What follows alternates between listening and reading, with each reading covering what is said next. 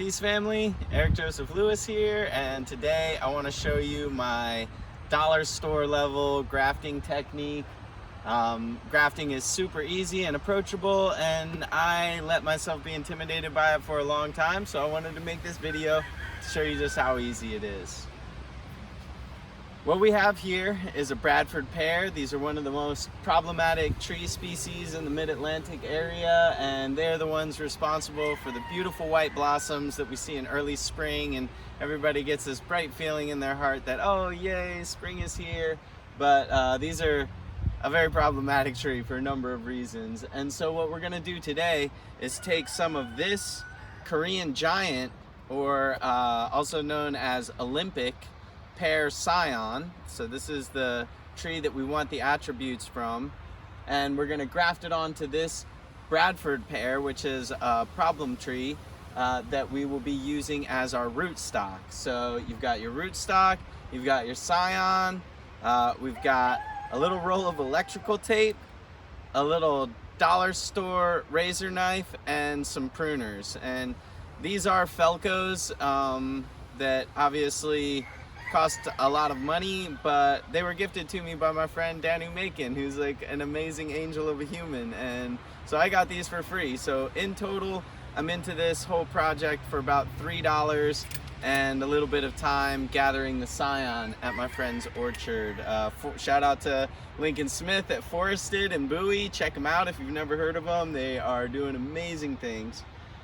So what we're gonna do is take this scion and graft it onto this branch. Here you can see a branch that we grafted last year with an unknown variety from a local farmer who gets nice big juicy Asian pears from it. So we just went ahead and grafted it on there because that scion was available and abundant. This year I've got a named variety, so we get to step up our game even a little bit more. And you'll see on this scion we've got all of these little buds. So what I'm gonna do is graft on this one bud here, and so I'll cut this right above the next bud. So I cut that right above the next bud, and you can see this is the little piece of wood that we're working with now.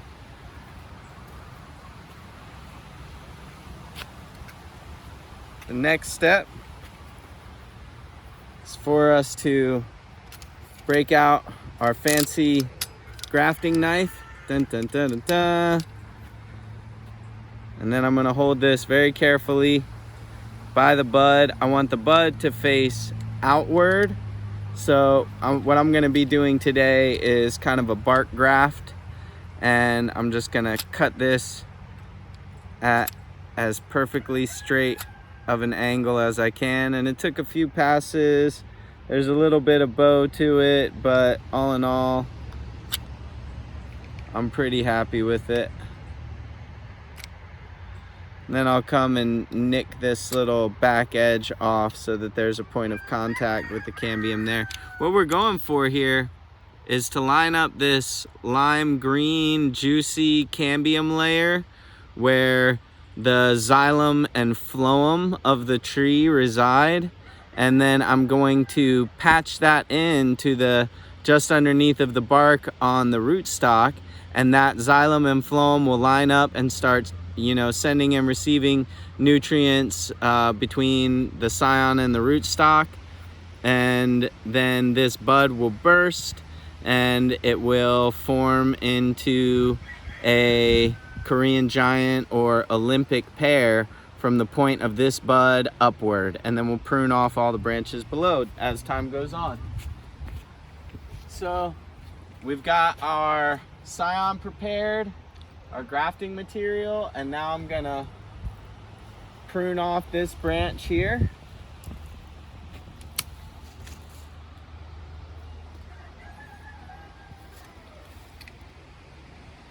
And just cut one little slit right there, peel back the bark a bit, slide this in so you can see, just taking this, sliding it right in, and then I'm gonna cut on the other side of it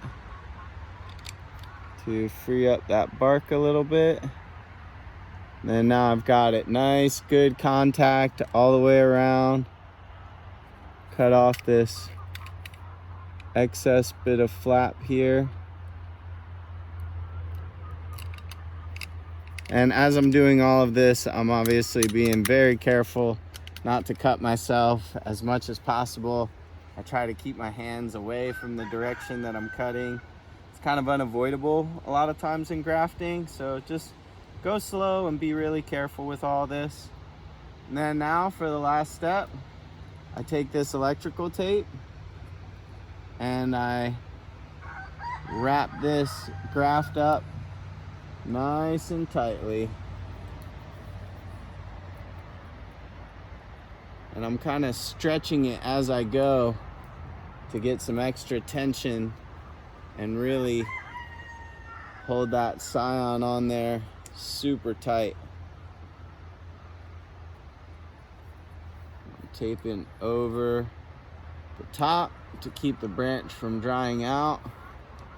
And yeah, it's really wrapping it up well. There is a specialty paraffin grafting tape, but you can see this graft took just fine, and this was the electrical tape that I just peeled off of it from last year. So this is one that I did virtually the exact same technique, and now we have this whole graft that took. I had a couple grafts that failed on these, which brings me to my next point. It's all about the numbers. Just keep grafting, graft a whole bunch. If at first you don't succeed, graft and graft and graft again, and eventually you'll get better and better at it, right? So I'm gonna now graft this branch as well, just to have a little bit of a backup plan in case this one doesn't work. But there you go, you got it, the long and short of it. Get out there, try some grafting.